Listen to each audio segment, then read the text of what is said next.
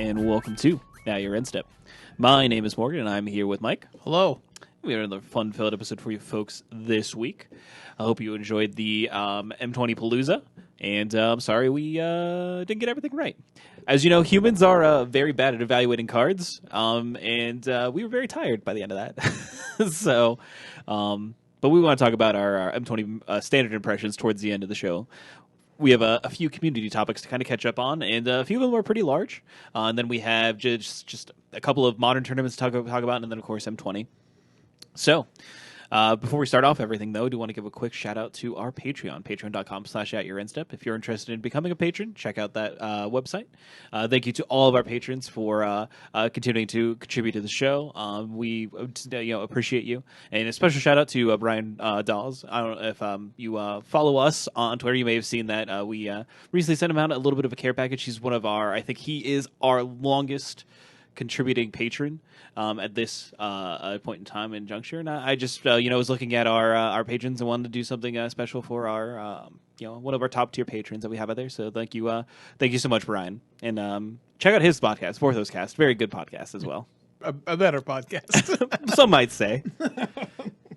So first up on our community checklist, we definitely want to talk about the ban list update because we kind of knew that this was going to be coming. And there was a lot of speculation on how much was actually going to happen with it, whether it was going to be a significant amount of changes or just a simple sort of fix. And they went with the simple fix, which was to ban Bridge from Below in Modern. And this is, of course, in response to the Hogak Bridgevine deck. And they, Ian Duke is pretty good at composing some of these articles that go along with the ban list announcement, whether they make changes or not. And this one is no exception. So there is certainly some interesting data tidbits that I kind of pulled out of the article here. One of them being first that the initial overall win rate on Magic Online was over 60%. That's pretty commanding. This is before the format really has a time to adjust. So that's I guess to an extent, it was a format that was already playing a bunch of main deck graveyard hate. That's also true. Like we also have plenty of decks playing main deck Surgicals or Nihil Spellbombs or these graveyard hate spells that were either super efficient or had a little bit of a bonus tag onto them. And then I think like the next data point to that really gets you to like put eyeballs on what you're reading is in recent weeks, Hogak Bridgevine has been the most played modern deck in Magic Online and has earned over 3 times as many 5-0 league trophies than any other deck than the next most deck. Wow. Yeah, that's interesting. I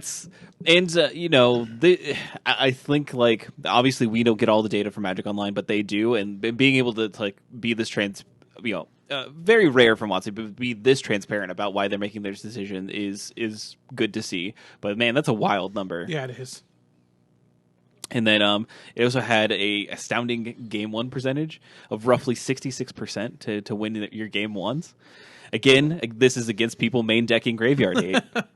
And to they kind of round out, they talk about how they considered a lot of cards to ban from the deck, including Altar Dementia and Hogak itself, but decided to go with Bridge because Bridge basically had no cost. You don't cast it, you discard it. It's free. And because Bridge is not a Magic card? Correct. Bridge from Below is not a Magic card. It is a piece of cardboard that has words on it, but you don't really play it like a Magic card. And it would, further down the line, it just leads to being other broken things within the format, even if they banned Hogak or Altar or something like that. I think that's a fairly, out of all of this, that's probably the most like disingenuous like line there. Like, we thought about banning these 2 cards that we just put into booster packs for you to open, and we decided we're not going to go with those ones. We're not going to do that. Like, I don't know if getting rid of Bridge just stops Hogak decks. I'm just thinking it should have to stop Hogak decks, but no. And from a personal standpoint, yes, I never want to see it again. Right? Yeah, obviously for very specific phobia related reasons. Exactly. But it is just funny where they're like, we thought about these cards, but we're making money off of those cards. So no. So how about no? It's also important to point out that they talk about we don't want to get rid of graveyard decks. We want things. They even said like we want Dredge just to continue to exist and it is the way that it is. And they said by taking away from Bridge, we're taking away the ability to make a bunch of zombies and have this turn one kill that makes so instead making Alter a more of a value engine rather than a combo piece, engine. Yeah. It's funny, you go back to listen to us talking about that, and I even said, like, that card reminded me of Alter the Brood. You know what I mean? Where, like, it's, yeah, you're probably not playing that for value purposes anymore. You know what I mean? Like it is, if you put an artifact like that in your deck, it's either to combo off, or you're playing a very casual format. I don't know what to tell you. So, Right. I doubt you see value Hogak that way. You could still see a Hogak deck, but I don't know if Alter is the way I definitely want to be doing that. Yeah. So, And then the last thing I want to mention is they don't talk about faithless looting at all in this article, which is weird. yeah, I just want to take a minute here just to say, WotC, you are cowards. You are cowards. Not calling coward, cowards. Yes. I think like this was your chance to really take a broader stance. Modern is not in a good place, and this is like consistent with my favorite format. I know it's been Morgan's favorite format for a long time. Oh yeah, and we've championed Modern for I don't even know how many like random episodes. Go back and look through the archives; you can find us. But it's not in a good place right now. It's not. It is faster than it should be pretty consistently. The decks that are tier 1 status, especially to like is it Phoenix, are incredibly consistent in what they do. The linear decks are just they're there doing these things, and you have to play so many weird main deck cards to compete in the format. Like you can't tell me Modern's healthy when multiple decks are running 2 to 3 copies of Surgical Extraction in the main deck. Like you can't tell me it's in a good place, and it's tough. When you look at this is where they could have said, okay, Faithless Looting, that's it. And here's the thing, I have benefited from Faithless Looting. I have played almost exclusively Faithless Looting decks for the last 2 years in Modern, and I can still recognize that it's bad. You could have taken Faithless Looting, you could have taken Ancient Stirrings, you could have taken Mox Opal, you could have taken some Spirit Guide, and just been done with it. Because you're going to have to keep playing this game. yeah, Something's going to do it. You know what I mean? Especially if you're going to keep printing Modern or Modern Horizon sets, which they are. Like, this has been successful to them. Yeah. So it just seems so frustrating. I get it. You could say, well, there's a Pro Tour here.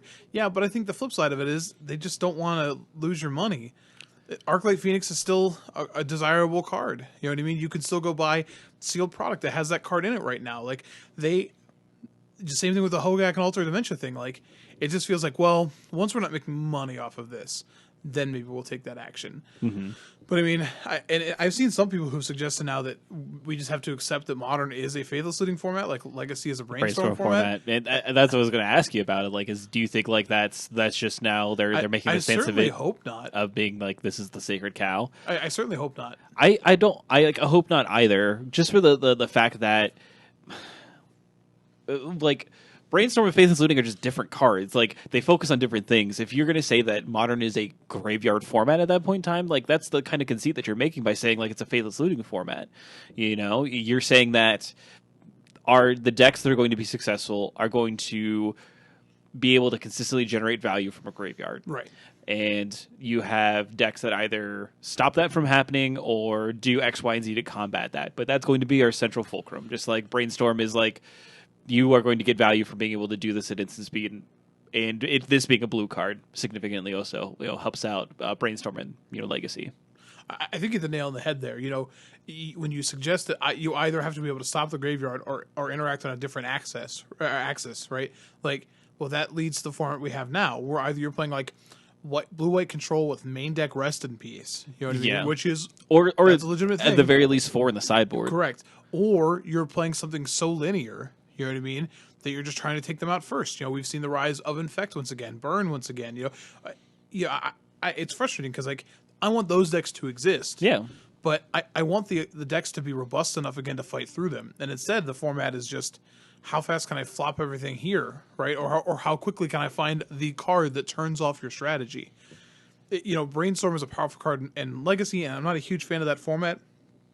But the decks that, for the most part, that play a lot of Brainstorms are the decks that are playing Force of Wills. They want to interact a little bit more. we're not seeing that now anymore. The decks in Modern that want to play Faithless Looting aren't there to interact with you. No. No, they're there to get their game plan online as fast as possible. So I think that's, I guess, the key for me. Like, I don't know. I really like the card Faithless Looting. I think it's incredibly powerful, but it's warped this format too far. And I hope that WotC can be bold and really look at their format and try to fix it, because the rules they set forth for this format are being ignored. They're being ignored. Hogak banning is a good idea because that deck literally had turn 2 kills pretty consistently. But that's to say nothing of Neoform. No. You know what I mean? And again, you don't have to do anything on deck besides take away Simian Spirit Guide, the literal cheating mana that allows it to go off pretty consistently.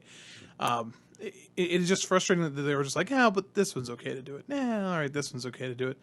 Okay, this one's okay to do it. And you're like, why? Why do they get to do these things? Because I'm disincentivized to play these decks now because those decks can do those things. Yeah. I mean, think about, you just mentioned the 3 times as many 5-0 leagues, right?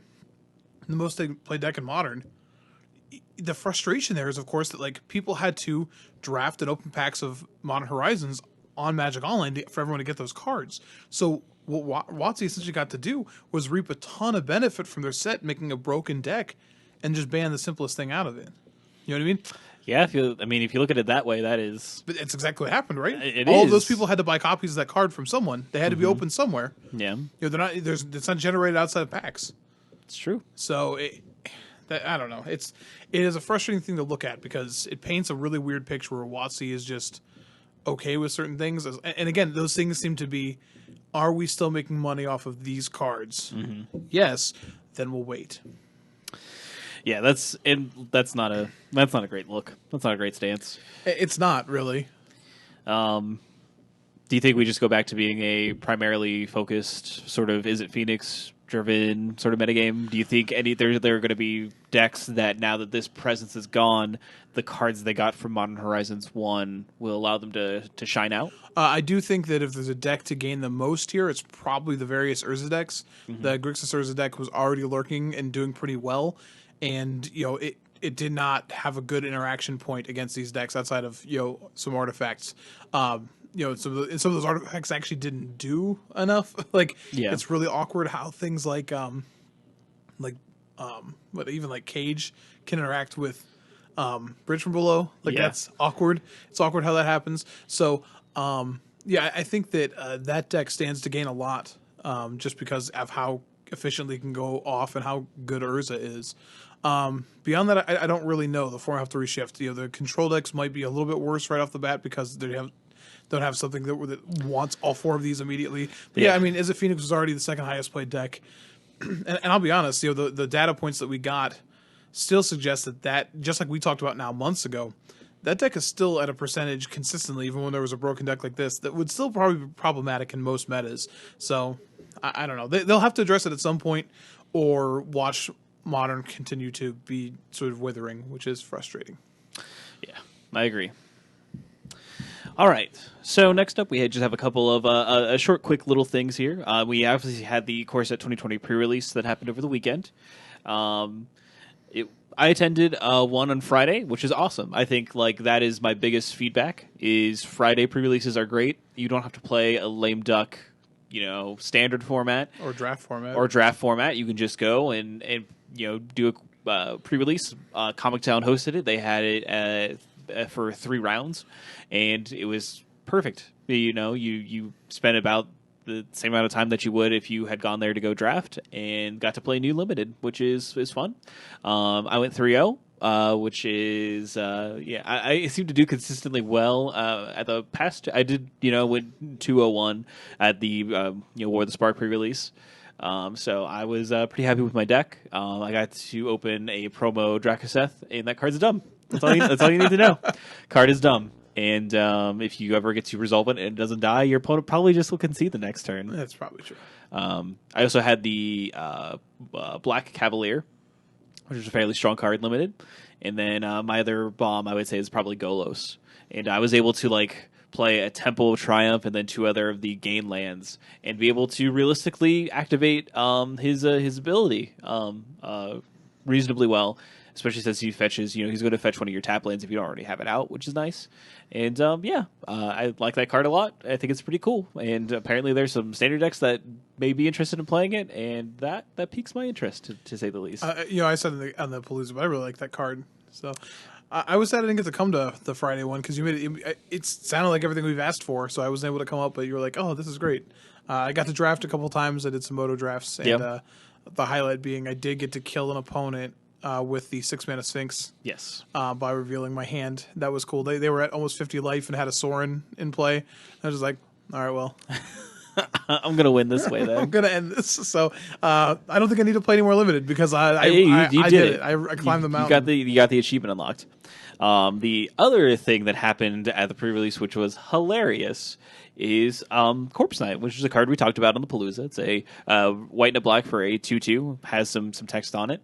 But in pre-release packs, you could open a 2/3 Corpse Knight, which is a misprint and an unfortunate one to happen in specifically pre-release packs where no one has played the cards before. And so there was a lot of this started showing up on Twitter. I know Ben Blyweiss picked it up and started sounding the horn, trying to get people involved.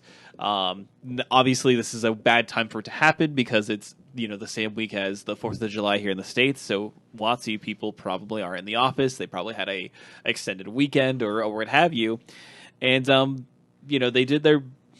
I don't want to say they did their best, but they did something. They did something to address it, and it was progressed enough on Twitter for people like by the time we had our pre-release on Friday, we already had an announcement for it, and so people were informed at the very start. Well, at least as far as locally, people were informed. I guess I can't speak globally, but it's interesting. I don't know if I've seen a confirmed foil of the 2/3 version. I know Ben Blyweiss said that he got pictures of one being in foil, but I didn't see them. But I know that a lot of the non-foils are 2/3s, which I imagine will probably be collector's items. Dave already suggested putting it into his common and common cube and playing it as a 2/3. No, it's very gross as a 2/3. So I want to ask you about that. So I actually don't know the rulings on these. I know there's some cards like this that got immediately errated. And there's obviously things like Teferi, that sort of thing. But like, what's the... I'm going to forget the name of the card now. Look at the top 4 of your cards in your library. Impulse, which like says shuffle. Those things that are changed. So I wonder, and I don't know. I've been out of the judge program for a little bit now. But what happens if somebody purposely seeks out these 2/3s to put in their deck? You always go by what the whatever it says on Gatherer or No, I understand that, but they go to a tournament. They purposely put these in their decks. Yeah, their opponent doesn't know. Because you're making this announcement every standard tournament going forward now for the next year. Like I just that's a good point. Like if I just wonder, like you get deck checked and you have four copies of this card in there and you have only 2/3 copies on there, I have to assume like they'll like, have you been playing these as 2/3s? I have. Okay, well then you're disqualified, right? Because like on Moto, if you purposely exploit bugs, you will get bans for this that. is the equivalent of a paper bug. Yeah, it is. So I just I've been around that before, and this is like Impulse is one that like I don't know how easy it would be to use that as like a strategic advantage. You know what I mean? But this one obviously is a pure strategic advantage. So I just wonder like how if you have 4 of these ones specifically, you had to go out and get them, right? You had to know, right? Right. You don't just casually buy 2/3 Corpse Knights. So you can't probably argue that you didn't know. Oh no. So I guess my advice would be like, don't do this because like my actual state would be you're scum if you do this, but like don't try it either because when you get caught, you'll probably get DQ'd. My guess, I'd have to ask a judge about that though. But that seems like cheating with intent. Yes, if you were dumb enough. I guess if you're dumb enough, if a judge asked you, and you can either lie to the judge or be truthful. By the way, you get punished. Is there some poor person out there who like got super excited, ordered a case of M20, but really isn't plugged into the internet, opened up a bunch of these, has 4 of the 2/3 ones, Never sees a tutu. But you have to go to a pre-release to get them. I don't think you can open them in packs.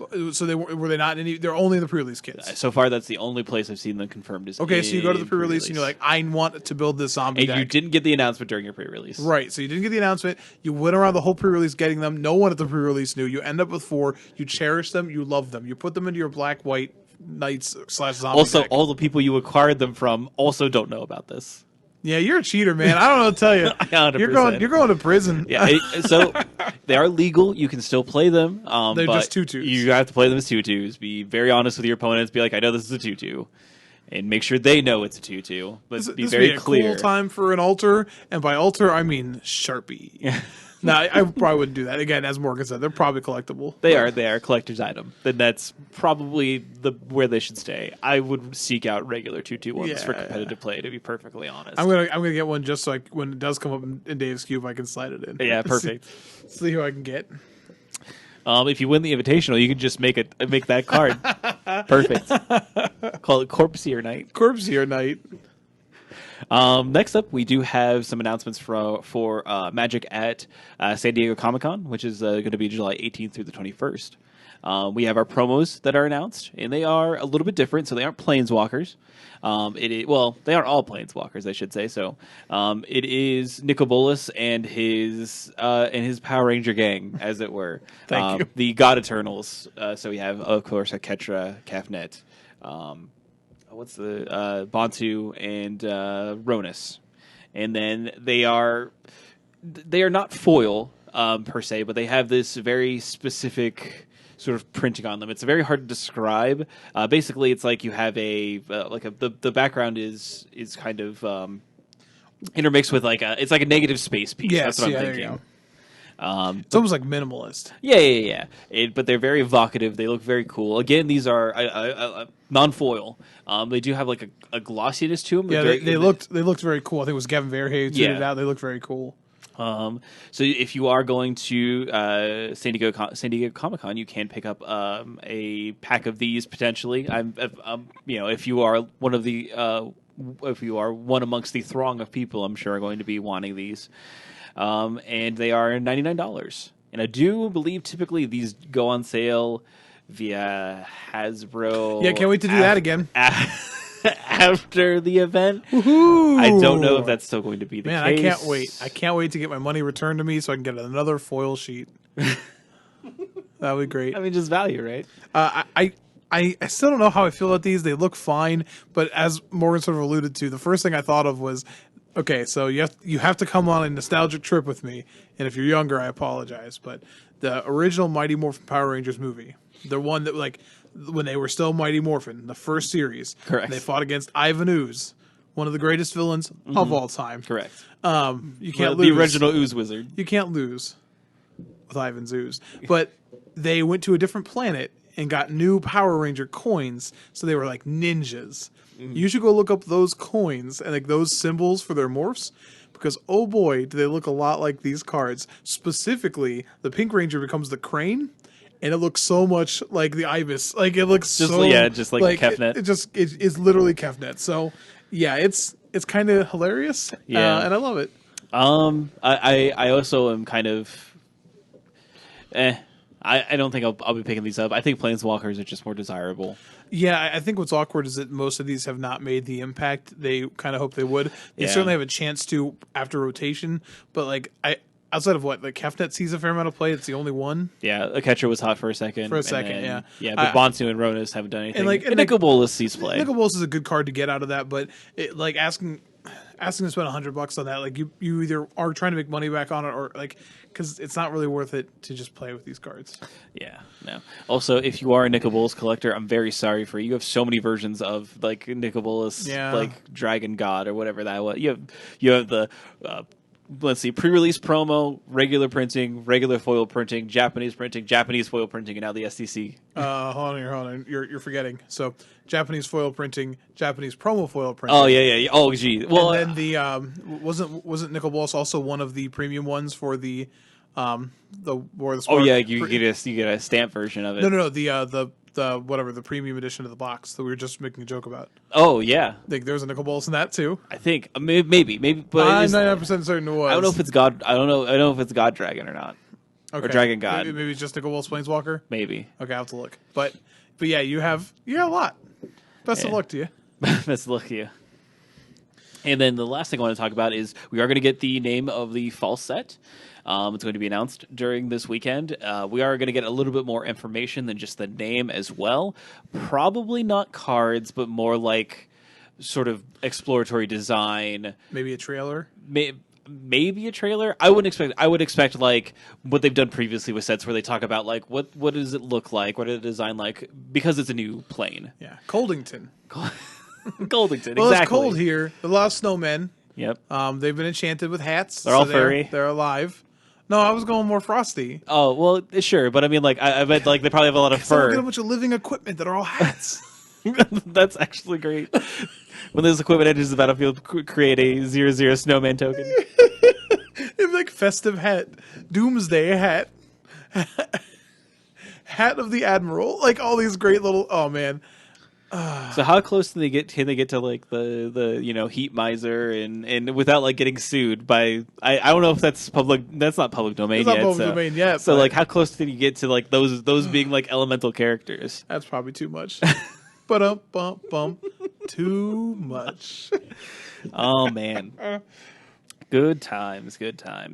So, lastly, here we have a bunch of arena sort of updates. We had the Core Set 2020 update with the state of the beta, and then some updates after that. So the first thing is that they've put into the game a set mastery system as well as pets. So the set mastery system is kind of similar to what you've seen in popular games like Fortnite or PlayerUnknown's Battlegrounds, games that are, for a set amount of time, you gain levels, you gain things from leveling up and stuff like that. And they also have usually two tracks. They have the free track, and then they have a what is commonly referred to as like a battle pass. Here they call it a mastery pass. And basically, you get experience. When you get experience, you get rewards. If you have a mastery pass, you get more rewards because mastery passes cost money, like 3,400 gems. Excuse me. And you get XP for a bunch of different stuff. You don't get XP from laddering unless that counts towards your daily things. It used to be that way. That's how it was initially announced, but they've already changed to this, which is kind of awkward to talk about. But it was initially said that that's how it would work. You would get your experience from your daily wins and stuff like that. That's since been taken back to how it was before. So your daily wins aren't necessarily tied into this. Your experience still comes from completing quests and things like that. But it's basically there. Before they made changes to it, it was very punishing for people who don't play every day. Because you would lose out on XP. And if you lose out on XP, then you lose out on levels. And this only lasts for the set. So once a new set comes out, your set mastery stops on Core Set 2020 and moves to the next set. Hence the name Set Mastery. Very, very, very clear. The other thing is pets are a new form of cosmetics. The first one is a cat. You get it if you buy you can get it separately, or you get it automatically if you buy the Mastery Pass. It's worthless. It's worthless. This is the word I'm looking for here. If you like the cat, congratulations. The cat has led to some possible issues with people and being able to use their emote, because if you click on the cat or your opponent's cat and it makes like a flourish, which is obviously taking up CPU cycles on your computer, and if you do that enough, potentially you could freeze the game, but prevent any further game actions from being taken, and then your opponent has to quit and you win. Which is bad. It's bad. It's a bad thing to do. But a quick tip is turn off all emotes, which you should be doing anyway, because who cares? They're worthless. They're But 100% worthless. You're not turning off emotes if you wanted the cat. Let's be honest. No, you're not. That's the subsection, man. That's where it crosses. I know. It's rough. It's rough. They should. No, it's meow. Yeah. Well, I was going to say they should introduce a dog to chase away the cat when it starts doing that. Is this what we're going to do? We're going to literally give a mouse a cookie with this? If you give arena players a cat, you have to give them a dog to chase the cat? You know they're going to give you a dog at some point in time. Yeah, probably. Because they got to get all the pet loving crowd. Yeah. Anyway. Hey, WoW did this. Must be great. It's true. I'm sure WoW makes a lot of money from their pets. Yeah, probably. I don't even care. So pets are dumb, in my opinion. I mean, I like my actual living No, pets. your cats just heard that and they are upset. I'm constantly, probably. They also announced a new format called Historic.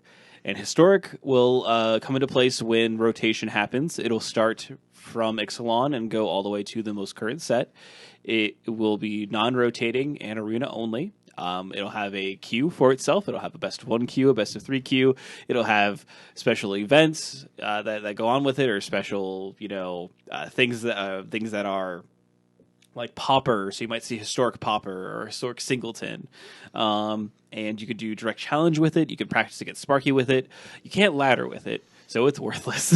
Yeah, it's for casual play. That's what they wanted for, is casual play. So basically, nothing. Congratulations. Yeah, I put a deck together today in Arena, and I had to craft a... It was mono blue, so I definitely crafted a transmogrifying wand that didn't have in my collection. Because you got to kill protection from blue dinosaurs somehow. Yeah. And when I went to do it, literally the computer, like Arena said, this is going to rotate. Like, it literally gave you a prompt where it was like, this deck will rotate soon. I was like, oh, okay, sure. So it's like, yeah, Historic is not curbing like any of this messaging. Man, this was all poop. Yeah. I mean, today they had updates, which they are like rolling back some of the things in the mastery system, which is good. You're not, out there trying to punish the players that can't play all day, every day. Which I think is good. You still have some issues with that. I know that people have been upset with the like EXP cap, and the mastery system to me is not something I care about, if that makes any sense. And with a battle pass and with a mastery pass or whatever, and this and that, I don't care about it. It's not for me, and all the time with all of these things, with all these battle passes, most of the time it's just the company being greedy, and that's all it's truly been associated with, in my opinion, is not necessarily trying to add value to the player, at least not in this implementation from WotC. And you can see that by them having to roll it back and change some of the things about it already. It's not even been a month with it, and obviously this game is still in beta. Apparently, they're still targeting a full release this year, though, from an article that's been floating around. And I think, there have been a lot of people that have been pretty vocal about the recent shift with the introduction of things like sleeves, and since the introduction of things that aren't cards and card packs that you can buy from them, they're slow slide into being more and more greedy without producing a developed product. And I think, Mike, you said that was it April King? April King, at Cube April. Prominent, vocal, what am I looking for? The word I'm looking for. A spokesperson. Like community. Yeah, community presence. spokesperson. Yeah. There we go. For a lot of different things within the community. Also notable land hates person. So she loves land death in every way, shape, or form. Stone Rain, Armageddon, Blood Moon, anything. But yeah, she said that she said that she's bummed out with the direction of Arena.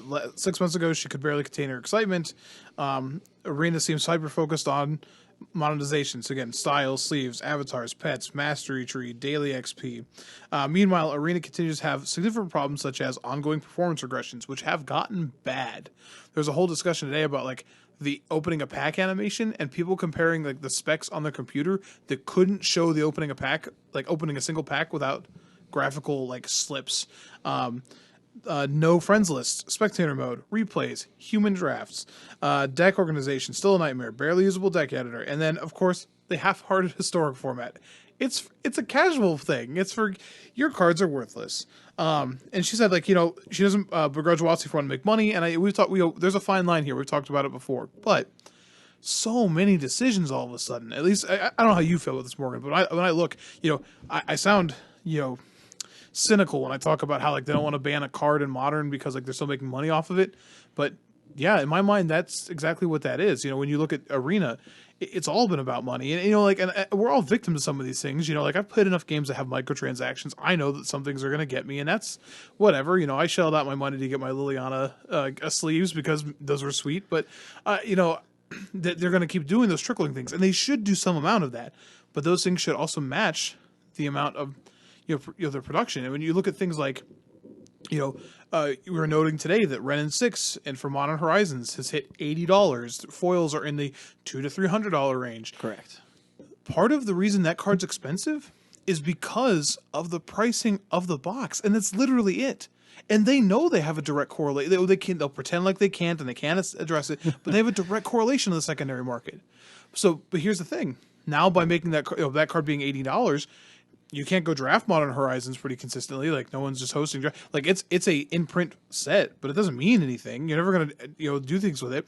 So it is encouraging you to go and buy boxes of it, so you can go get this expensive card, and it just feeds its own cycle. And you look at all of these in conjunction, you're like, okay, you put a million sets back to back to back with each other, right? Between Modern Horizons, M20, the Gideon Spellbook, great. We had War of the Spark, the premium edition. That was a big debacle. And now we can go buy the SDCC Planeswalkers. And now I can go buy all my stupid sleeves on Arena. And now I can do at some point it just seems like the WotC is the Hasbro is shedding its WotC veneer where it's like, it's actually me the whole time. Which of course it is, and they have to make some amount of money. But this just feels like a season where all of it's come together and it is trumping any other thing they're doing.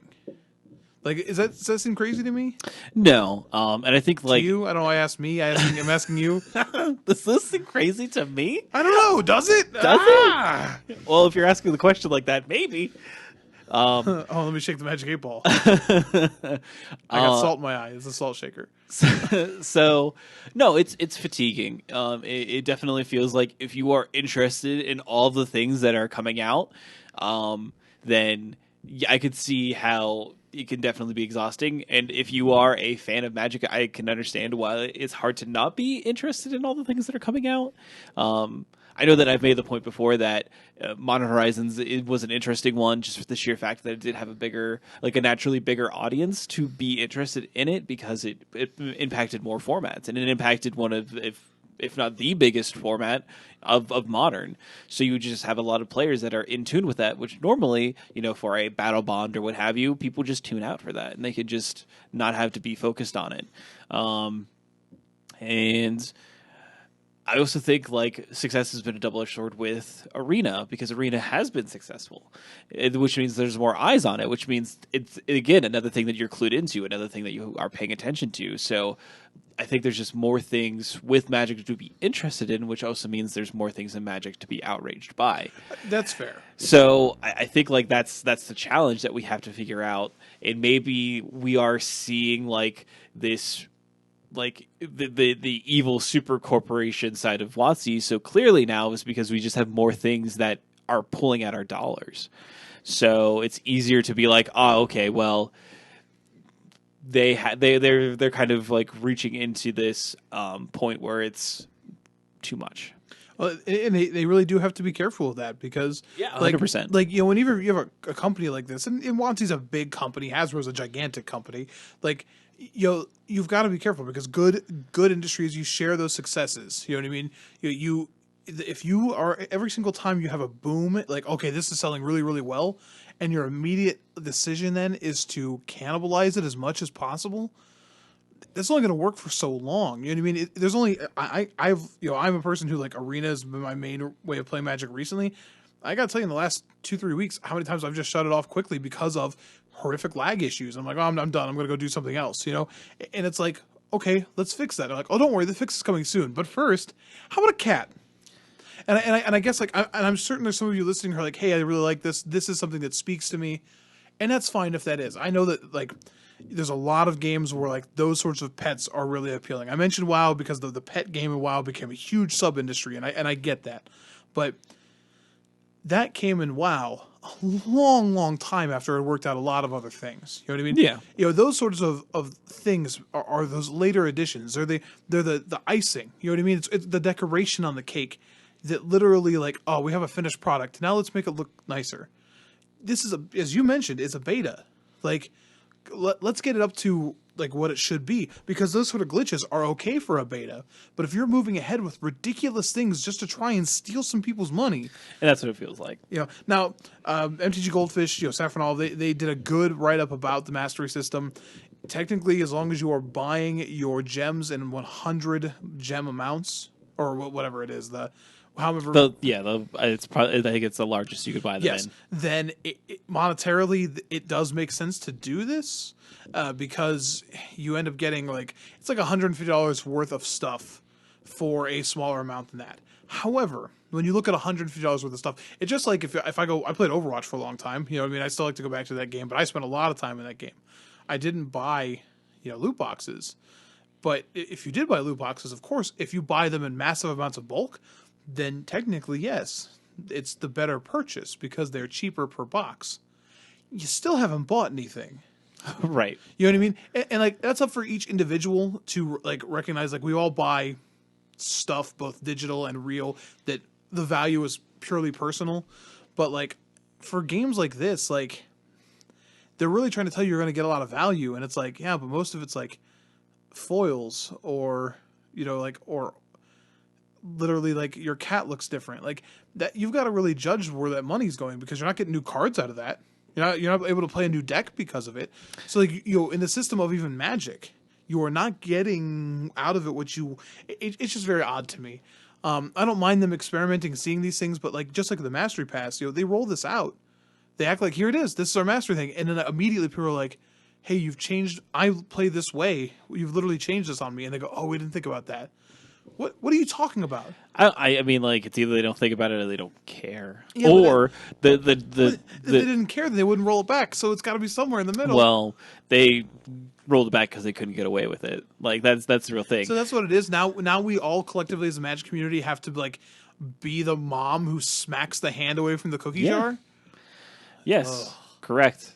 It's just like it's literally they're just like doing the same thing that literally every industry does these days. I mean, like true. they push as far as they think they can against the consumer until the consumer fights back and they go, oh well, sorry. Them trying to change people to play on a daily basis is just another way For them to make more money off their player more base. money. No, Exactly. You're not wrong. So like, why wouldn't they try to do that? Why wouldn't they try to be like, you should play every day because if you do, you'll get rewarded and then maybe you'll spend a little bit more money in our ecosystem. So that's what it's all about, and you have to. It sucks that it's on the consumer to be vigilant about these sort of things, but I wouldn't say it sucks. It's always on the consumer to be vigilant. yeah. But we should also trust that, like, I guess maybe it's just not fair because, like, WotC always feels different from other corporate entities, even though it is just Hasbro. But, like, man, they really love to play up the Magic community. They really love to, like here's our Pride stuff, here's our this, here's this. This is a community. So when you create that environment and you want that to be a trusted environment, it's really tough to then turn around and be like, hey, so predatory practices? And they're like, you got us. We'll only try them every now and then until every single time you close your eyes even a little bit, we'll be there. But like, you have to see it in like everywhere does this. Yeah, I know. I get it. The world is a horrific place. We should all just eat at Arby's. Let's do it. But all these large corporations that use the idea of community, they all prey upon the same communities they try to foster, and it's sometimes a weird parasitic sort of dynamic that they have going on, and it's just something that you have to be aware of when you're working with some things like that, and you can't let yourself be fooled. Maybe at one point in time, WotC was different about who they were in relation to the community, but I think this year has specifically shown us with Arena very specifically that with their leanings and everything that's going on with how they want to run the company and how they want to do things with Magic in the future, it's definitely going to be more towards what some might consider are predatory in their practices, and they're leading more and more towards that. And you could even make a strong argument that Magic has always been predatory to some degree. Well, I thought a lot about our conversation a couple episodes ago about the loot boxes, and like I know that like booster packs felt like they're like they're scratch off tickets for an age market that can't buy scratch off tickets. That's how they were for me. So yes, I get that some of it's predatory, but it does feel like Arena's like reach. You know what I mean? You see things like we're going to talk about the Red Bull Untapped series a little bit. We can argue the merit of some of those tournaments the way they were run. And when I say argue, I think we could look at that and go, oh, that's bad. That was bad. But man, Magic was on all online, full supporting it. And you know what? I think that's where Arena woke Hasbro up a little bit, if that makes sense. Like I think Hasbro has consistently let WotC be alone. It is its own thing. They are self-sufficient. They bring in a lot of money. You know what I mean? Every time we've gone over an earnings report, Magic does just fine. But I think Magic has now hit this upper echelon that it wasn't before, and Hasbro now has just got a big old smile on his face. Just like, yeah, I listen to a lot of horror podcasts, and I always think about like the beings that they always depict that when they smile, there's way too many rows of teeth, and that's how it's disconcerting. And that's Hasbro to me. Hasbro's back just like, oh, Arena, huh? And you're like, you've got 37 rows of teeth. And they're like, the better to eat you with. Yeah, it's all the board members and all the stakeholders, as they like to call them. It's the Slendermans. Yeah. But you can see like how Arena is being modeled and how it looks. It's starting to look very, very similar to how, maybe not in like actual gameplay, but in how it's being developed and how it's being marketed and how the hooks are in it, by looking at things like Fortnite, by looking at things like PlayerUnknown's Battlegrounds, looking at all these free-to-play games that exist that make their money via cosmetics or make their money via battle passes and things like that. The difference with that is you don't have to play the base game and not feel like you are not missing anything. You don't have to pay any money to do that. You can play Fortnite. You can download Fortnite on your phone or whatever, play it, and you're playing Fortnite. Do you look as cool as the other people? No. Do you dance as cool as those people? Definitely not. No, not at all. Not in real life, not in the game. You are still fundamentally playing the same game, though. And with these kind of games, that's how it is. Unless the people have tried to make them pay to win, and people have snapped back at it and be like, no, you can't do this. Like, if you're going to sell us cosmetics, that's fine, but they can only be cosmetics. You can't bar the rest of the game from me. Magic is not that. Magic is pay to win. It is also free to play, which is very hard to balance, because you can't just play Magic because you need to buy packs and cards. And you can say like, well, they give you intro decks. Those intro decks are garbage comparatively to tier 1 standard decks. And if you want to play tier 1 standard decks, you're going to have to pay us money or grind out a tier 1 standard deck by the time rotation happens, which you can't say, like, you buy it's not comparable to anything, you know what I mean? And it's difficult to have all these hooks in when you also have to buy packs.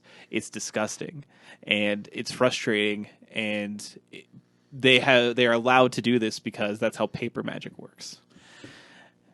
Yeah, I think I think you're very right in those comparisons. I think I think it'd be easy to sit here and listen to both of us and just be like, I know that I feel like I sound more and more crotchety about WotC all the time because I just complaining about them. And I've been listening to the Arena podcast, and I hear Brian Gottlieb say a lot like, I don't want to be that guy. I don't want to be the guy that complains.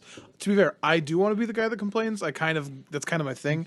But it's true. We literally have a segment called "Grind My Tears." I haven't done that in a while. Maybe this is it. I'm grinding my tears. Technically, right? I guess we both are. But I do want to say that when you compare it like that, it's very true.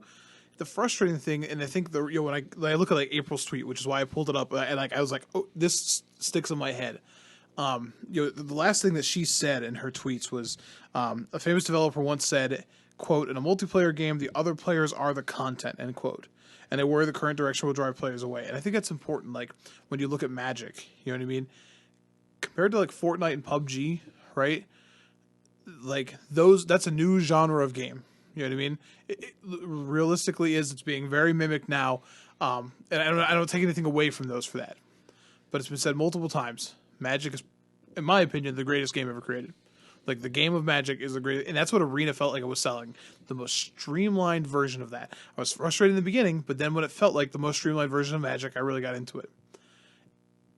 You can make a lot of money just selling the game, and they already did. And now, and yes, you always have to pay to play. You're not pay to play, pay to win. Yeah. And I go into this part of it, it's you're forgetting what the point of this is. To do what? To bastardize your player base? What are you trying to do here? You know what I mean? I don't think that was the right word, but I still used it. So, just Arena already isolates a player base, which is really weird. You know what I mean? You want people to stream and stuff, but I can't chat with my friends. I can't easily play my own friends. I can't do these things like I can in paper. So you're already missing a key core experience of the paper game. And now it's like, yeah, it's fine. Just like buy all these things for yourself, and you can't share them with anybody. And it's just us forever. Arena, you and me. We're gonna do it. It's just like I don't know. I find myself. I don't know. I go through cycles of other games. Like I mentioned, I played Overwatch a lot with the same thing with Overwatch, and I stopped playing it because like I'll go back and play it every now and then. But like Magic is the game I've never stopped playing, and I'll probably never stop playing it in some capacity. But I hit Mythic the last 2 months in Arena, and I don't know if I'm going to do again this month. In which I get back into the swing of work. I don't know. I'll go back to what I was doing before, which was it's here. Yeah, and I think I got to be careful because that's. I am not so ignorant as to suggest that my experience with the game is the broad experience. I was wrong about it at the beginning, but I've seen a lot of these similar feelings this April, which I've been feeling, echoed over and over again. And man, that's a really bright candle to lose real quick. You know what I mean? Like, you just can't light that candle and let it be gone in 6 months. Like, you've got to sustain it. Mm-hmm. So I hope that WotC's paying attention and knows how to sustain it. I mean, I hope so too. And I don't necessarily know what that looks like, and I don't necessarily know what that team looks like that's designing, Arena. People, it was stated that there was something on Twitter where they announced that they have this, like the cosmetics and stuff like that, or they had like a cute like thing they were trying to do for a promotion, and someone was like, "Hey, why don't you develop? Why do we have this instead of a friends list?" And then they were like, "Listen, it's different teams designing these things." So it's like, I'm sure there's a team that is on Arena that's working on the friends list. Why is the cat team so much faster than the friends list team? It's probably easier. It's probably easier to be like, here's the 3D model of a cat that we made. And that's why the cat breaks the game. Let's be honest then. Probably. But, I knowing the way that, corporations operate, whatever makes the money is usually whatever gets fast-tracked. And if that's the attitude that they're going with towards this product, then I wouldn't expect things like this to stop. So just to be aware of it when you are interacting with this product. Both Arena and Paper Magic, to be perfectly honest, because they both come from the same person. All right? It's both WotC. It's both Hasbro. I know that the Supreme Court has essentially given personhood to corporations, but I'm not going to refer to them as person. Sorry. Fair enough. The same place, then. Or thing. That works too. Yeah. the same all-devouring omni-monster. Yeah, that is Hasbro. So, like, just be wary of it. And know that just because, like, Paper Magic is different from Arena, it's not being made by different people. And they are using the same tactics in both. That is true. And so if you are disgusted with how Arena is functioning, then please analyze how you are looking at the paper game as well. And seeing if you can't see similar trends. Yeah, if you're the person who's like, man, Arena sucks, but I love Modern Horizons. I have really enjoyed paying $7 a pack for this. I have to question your critical analysis of that. So, and again, like, I don't want to just sit here and just like, we make a Magic podcast because we love Magic, and I enjoy a lot of things WotC has done, and I really enjoy a lot of the people that work for them, and I think as a company it does do a lot better things than other corporations do. So I think it's consistently why it frustrates me when they just take these immediate right hand turns, right? We're just like, okay, I see where we're going. Oh my god, we're into pure microtransaction territory. Poor Dave. I don't know how he's navigating this. He must be lost in a sea of bits and bytes. But I mean, like, wait, but I just paid money for that small thing too. But we obviously we make the podcast because we love Magic, but we make it because we love what Magic has done to our lives. And I don't know if the same Magic that you got into, that I got into much later on, is going to continue to exist in the form that we got used to it. Yeah. And it's not saying that they can't change and evolve and be different, but I don't want it to become more hollow, which seems to be like where it seems to be trending. and not saying that you can't have a digital game that isn't social. There are plenty of games that you play that are very social, that are solely based on your computer. So I just want Magic to exist to build a community, not to exploit a community. And I know that we're in charge. The community is in charge of that. I'm not expecting WotC to, out of the kindness of their hearts, foster a community. One will grow out of what they are doing and making, but it is our jobs as people of the community to foster it, to make sure that the community that is being built is not one that is going to be one that's just there to farm money from. And that's hard. That's difficult. But it seems to be where it's going. And like I said, Magic previously maybe wasn't that, but I don't know if it's going to be able to maintain that for forever. Right.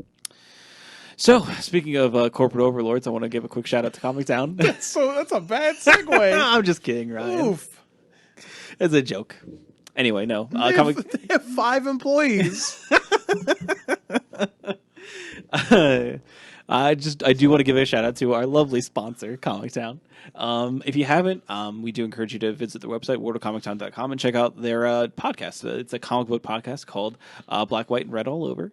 It's very, very entertaining, and if you are a comic fan or looking to potentially, get into comics, I would suggest giving that a quick look-see. Also, they're going to be soon celebrating their 25th anniversary, so they had a little theme of the podcast. No, I was like, that's not how like podcasts have been not around. us. No, Comic Town itself. I meant their podcast. Either way, so they have a teaser post on their website right now. So I expected them to be doing something pretty special for the 25th year. Yeah, I'm hoping it's like 10-cent beer night like Cleveland did in the 70s. Probably not. No, they don't sell alcohol in Comic Town. So. Well, but it's an anniversary. Right. 25 is the alcohol anniversary. Is it? Is that the number that it is? I can't remember. Too many alcohols. too many alcohols. I was going to say too much alcohol and you broke my brain.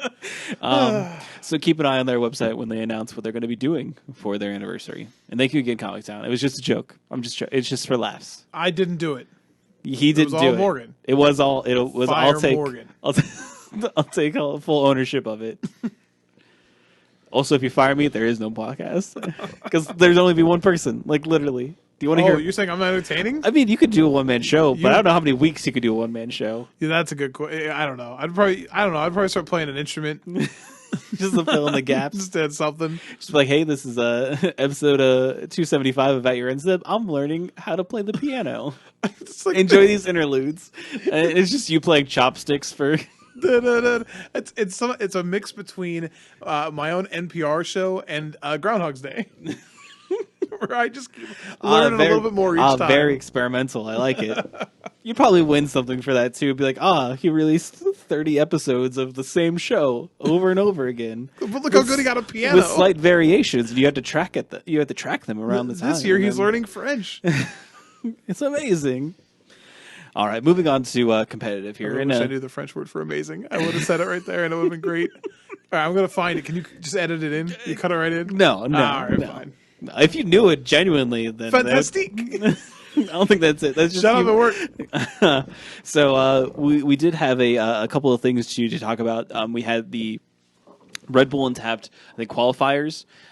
They were held in Brussels and Florence. And we just want to talk about them real quickly. Obviously, this is before any of the banning of Bridge from Below, so I don't know how much you're going to be able to glean from these results necessarily. But the decks that won them were pretty interesting.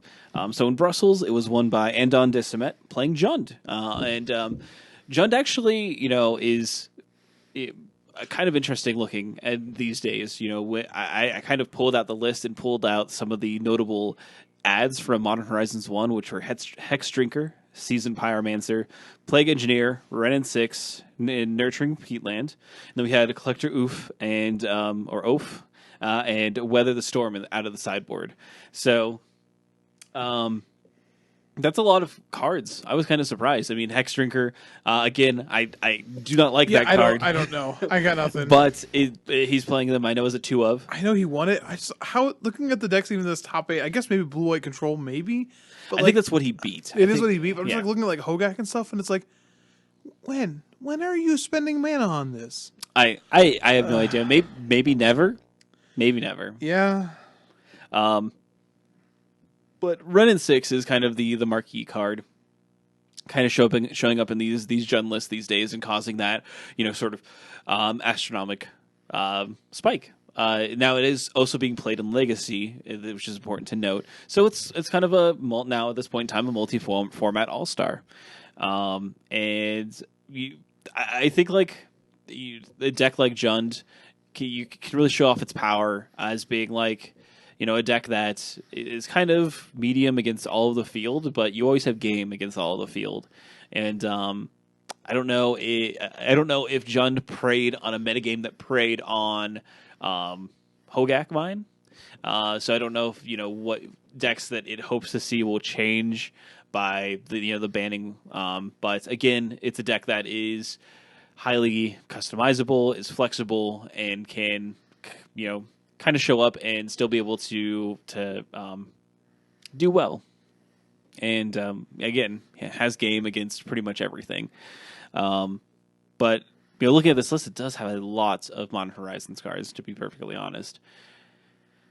It really does. And we can talk about Florence as well. So Florence was won by Javier Dominguez playing Izzet Phoenix. And again, we this one does not have nearly as many Modern Horizons cards, but it has Lava Dart as a one of. And I know the Mono Red Phoenix deck plays 4 of them. The Mono Red Phoenix deck is actually represented in the top 8 as a Phoenixless deck, which is the Mono Red Prowess deck. Which yes, I think is probably the right way to actually build this deck right now. So you don't have discard outlets. I think you only have Faithless Looting right now. So. Yeah. And then we have Magnetic Sinkhole as just a theoretically 1 mana removal spell. But the big card in this that's coming to these lists is Aria Flame. Yeah, the Jerry Thompson special. We also have a couple Force of Negations hanging out on the sideboard there, but Aria Flame is a wild card. I know that Javier Dominguez cast it, I think, 5 times in his finals match in one game and still won. So casually gave his opponent 50 life, and it didn't matter. Yeah, so I want to make mention real quickly. You saying that you may be wondering how his opponent bounced it 5 times.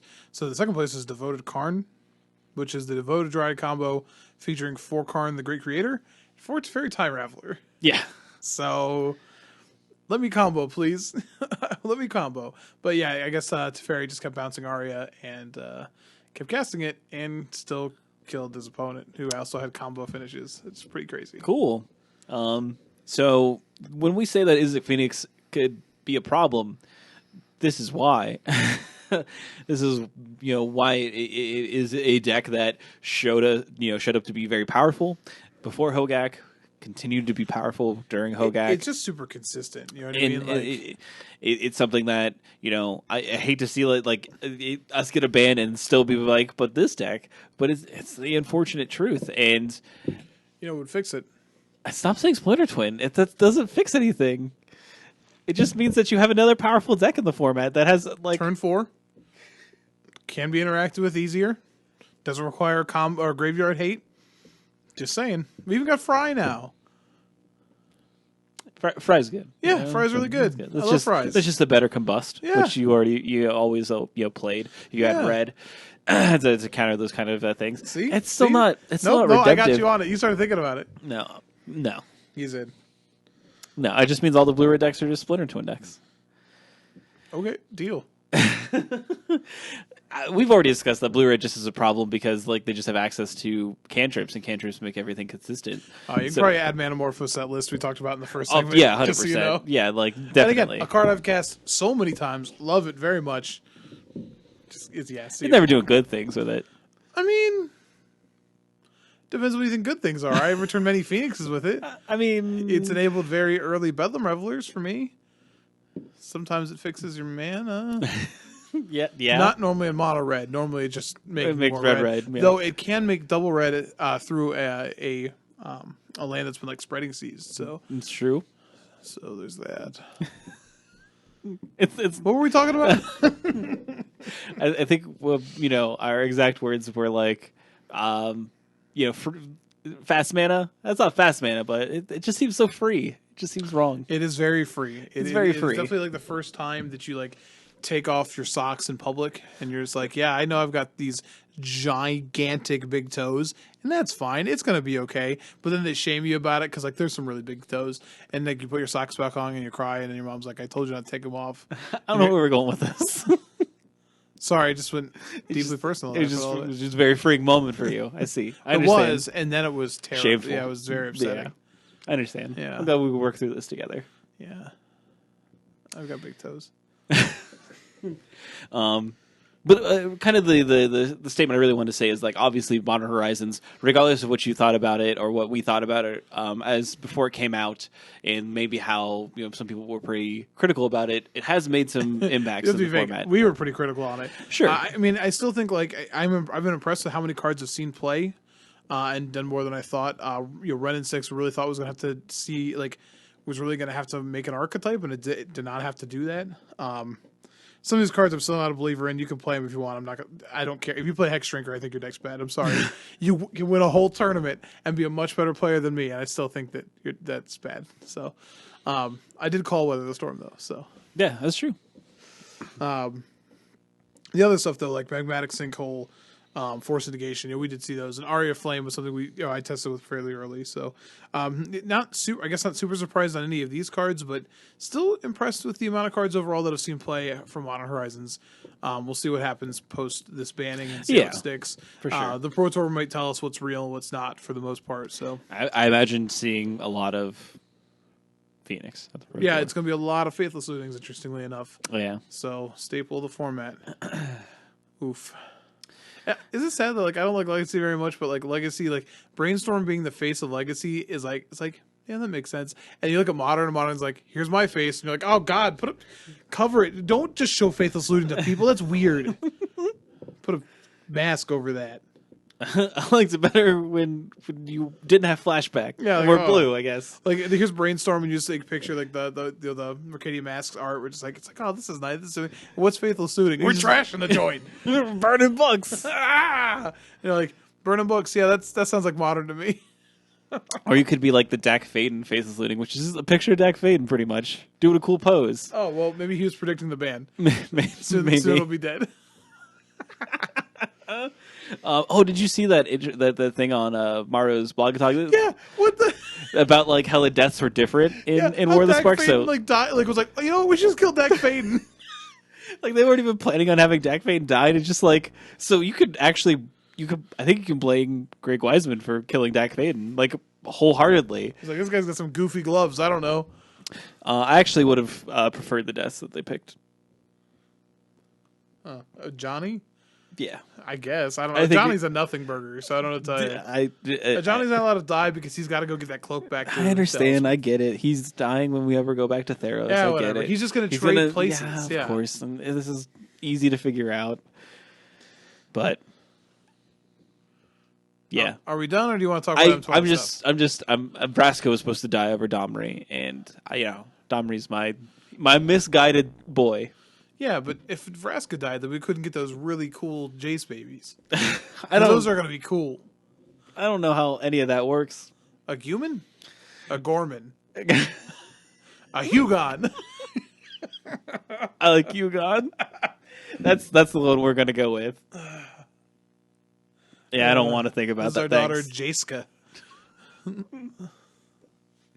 Is that another, like... Oh, she just kind of looks like a person. Oh, yeah, the snakes are in a different place. we couldn't see that one happening. It's got armpit snakes. All right.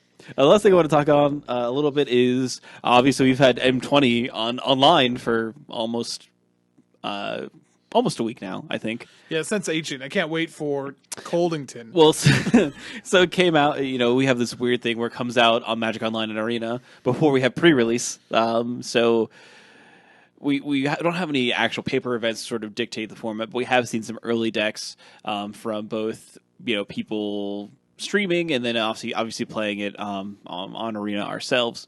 But some of the early ones have been like Teamer Elementals because Omnath apparently is a pretty good Magic card along with More Risen like Reef. Risen Reef is the good card. Yeah, Like, yeah. Yeah, there's been some pretty weird builds of that, and I think those are very quickly, like, I've seen a lot of those builds very quickly disappear.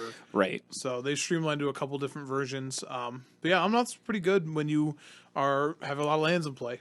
Yeah. So, but the best builds I've seen that are Risen Reef, Omnath, and Nissa. Because Nissa makes those sweet, sweet elementals that you crave, and putting extra counters on the lands, which are the hardest things to interact with, are pretty important. So Yeah.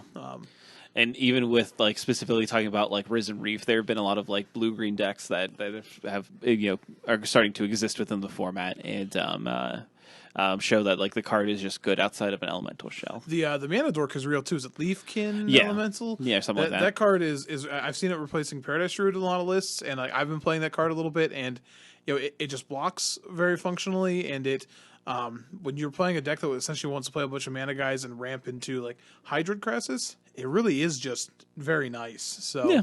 and it obviously it plays well with Omnath and Risen Reef. Reef. So yeah, those three cards together are sort of making up the shell of what elementals are. You can go crazier builds that have things like the new Chandra in it, the 3-drop Chandra to make more elementals. Which, don't get me wrong, getting to zero that after a Risen Reef is pretty great. But the more robust builds, playing things like the Flood of Tears and stuff, have seen a little more success, I think.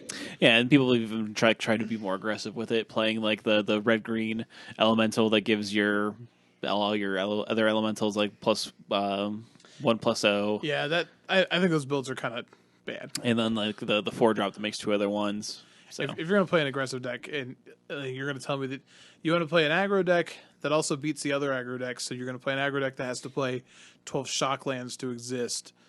Yeah, I'll take mono white or mono red or mono blue. Yeah. Or even vampires. This is true. I don't know that vampires is a pure aggro deck though. No, It's not the way they've been built so far.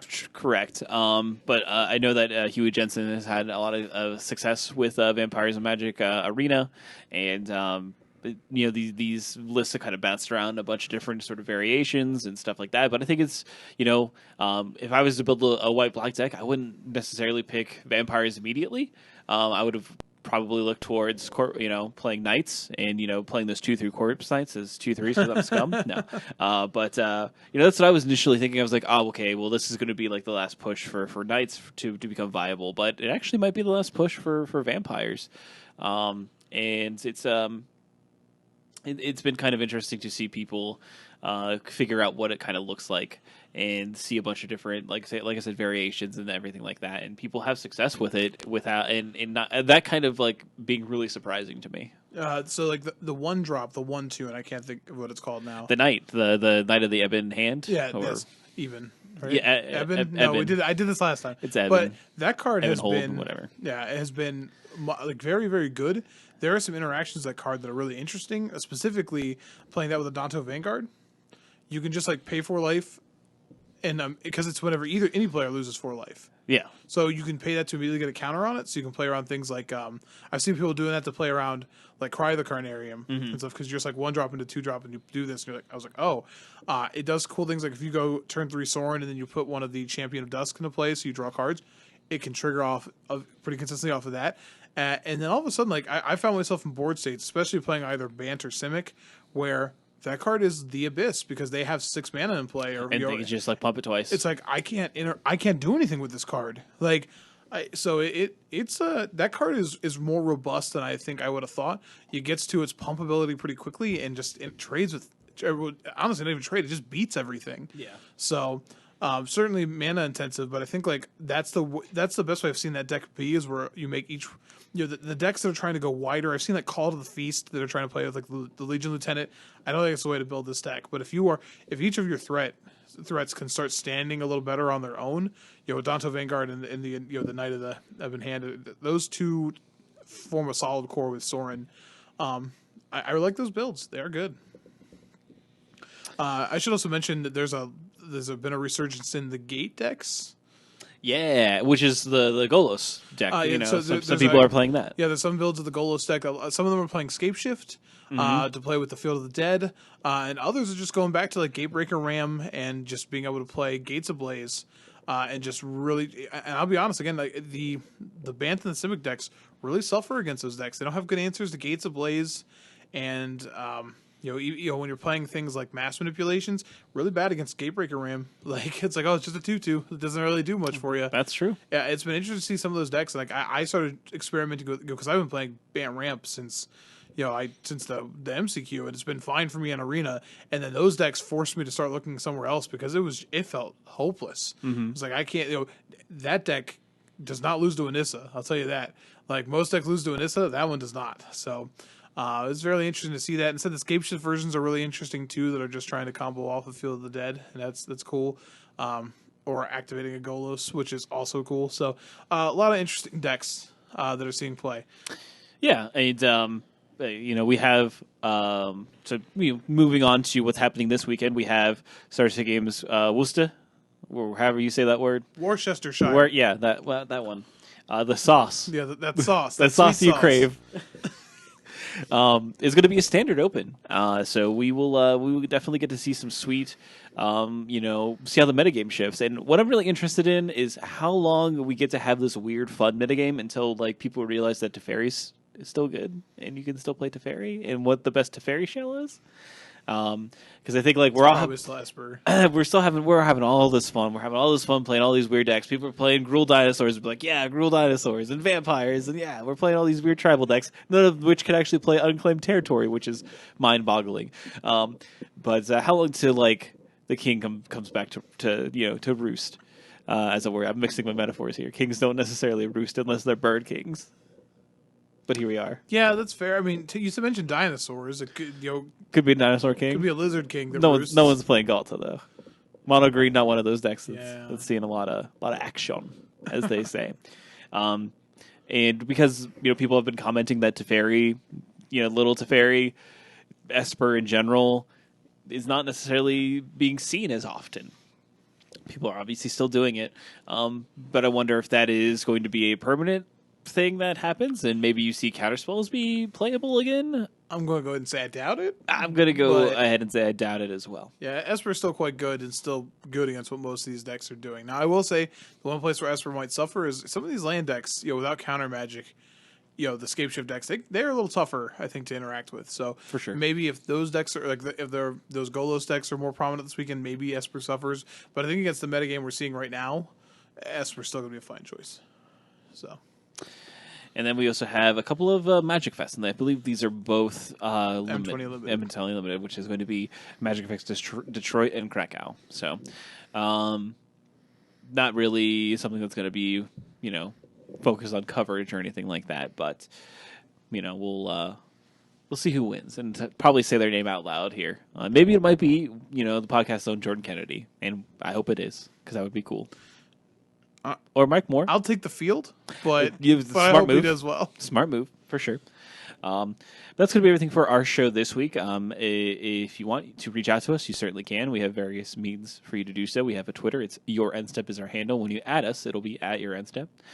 We also have an email address, atyourendstep@gmail.com, or Facebook.com/@YourEndstep.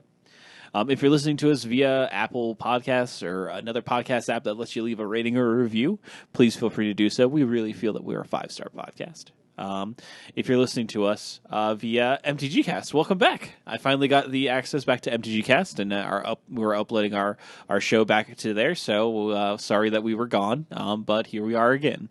And if you're listening to us from Legit MTG, thank you so much for listening to the show. Be sure to check out some of the other articles they have on Legit MTG, or check out their online store.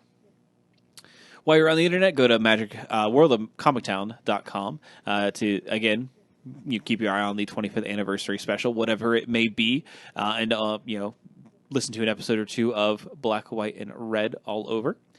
And if you are interested in becoming one of our patrons, visit patreon.com/atyourendstep. That's going to be everything for us this week. We will catch you next time, and you have a great one. Bye.